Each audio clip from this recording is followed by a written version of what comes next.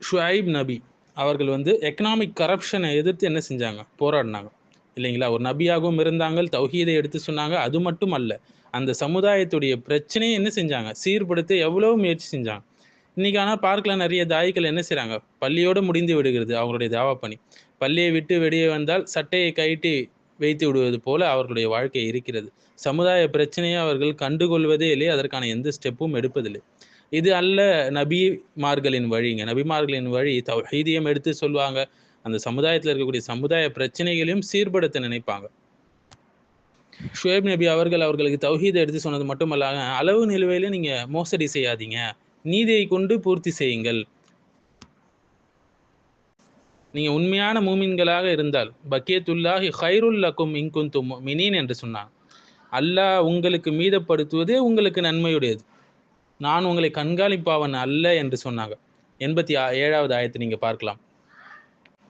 So அவங்க சொல்ல வந்தது, நீங்கள் வாடிக்கையாளர்களோடு கஸ்டமர்ஸோடு நியாயமாக நடந்து கொண்டீங்கன்னா, நீங்கள் செய்கிற சூதாட்டம் அல்லது மோசடி செய்து உங்களுக்கு கிடைக்குது இல்லையா, அளவுக்கு அதிகமான லாபம், அது கிடைக்காம போகலாம்.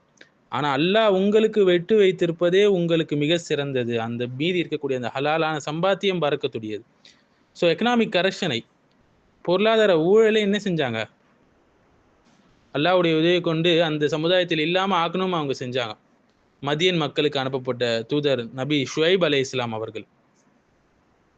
ஸோ அந்த காலத்தில் இப்படி நடந்தது. இந்த காலத்தில் எப்படி நடக்குது?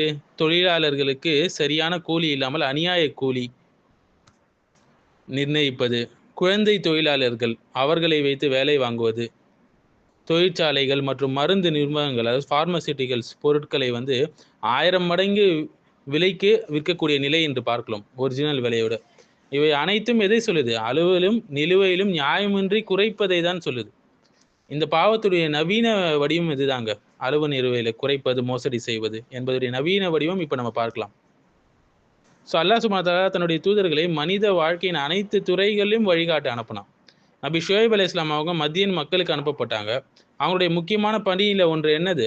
பொருளாதாரத்தில் நீதியை நிலைநாட்டுவது.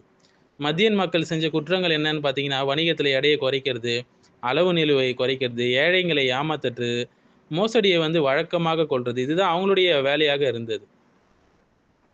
ஆனால் இன்று நம்ம பார்க்கலாங்க, நம்முடைய சமூகத்தில் எடையை குறைப்பது மாத்திரம் இல்லை, மாறாக அதை விட பெரிய பொருளாதார ஊழல்கள் நடக்குது.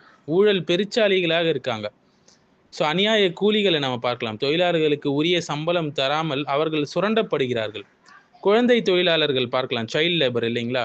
கல்வி பெற வேண்டிய குழந்தைகள் சுரங்கங்களில், தொழிற்சாலைகளில் வேலைக்கு இழுக்கப்படுறாங்க.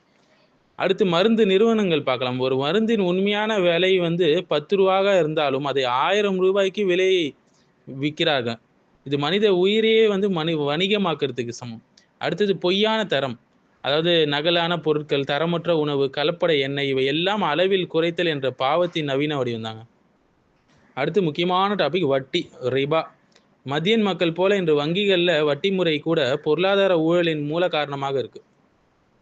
ஸோ அவங்க சொன்ன கான்செப்ட் என்ன? ஷுஐப் அலைஹிஸ்ஸலாம், நீங்கள் அநியாயமாக எடுத்துக்கொள்வதை விட அல்லாஹ் உங்களுக்காக விட்டு வைத்த நியாயமான லாபமே உங்களுக்கு சிறந்தது, நன்மை தரக்கூடியது என்று சொன்னாங்க.